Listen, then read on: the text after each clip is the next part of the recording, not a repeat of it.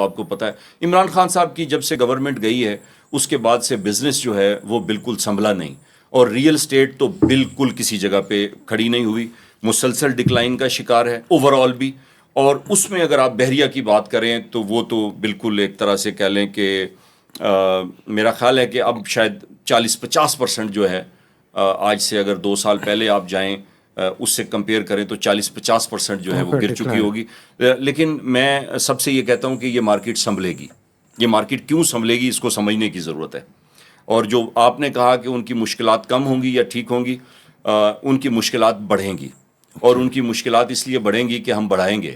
اچھا آپ بڑھائیں گے؟ جی ہم بڑھائیں گے. بڑے ظالم ہیں. ہم ظالم ہیں سر. ہم ظالم اس لیے ہیں کہ ہم نے یہ جو ظلم ہے اس کو 20-25 سال جو ہے وہ برداشت کیا، منتیں کی، ترلے کیے کہ سر اپنے بندیاں دے نال تے نہ کم کرو.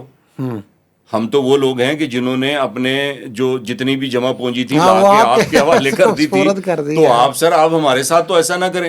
چلیں آپ نے جو ہے وہ فیز 8 ایکسٹینشن کے لوگوں کو پلاٹ نہیں دیے، یا ڈی ایچ اے ویلی کے اندر جو ہے وہ 80,000 بندے کے ساتھ آپ جو ہے وہ پیسے ڈکار گئے ڈی ایچ اے سے لے کے، یا آپ نے کراچی کے اندر جو ہے وہ 1,40,000 بندہ جس میں سے 20 یا 30,000 لوگ ہیں کہ جن کو کچھ دیا، ان کی بھی کوئی لیز نہیں ہے، باقی سارے لوگوں کے پیسے کھا گئے.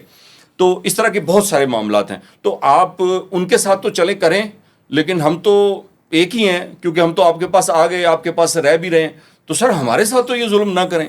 تو انہوں نے کہا نہیں بھائی نہیں، مسئلہ یہ ہے کہ ہم نے چھوڑنا کسی کو بھی نہیں ہے، ہر آدمی کو ہم نے نچوڑنا ہے. اور یہ ریاست کے اندر ہماری ایک چھوٹی سی ریاست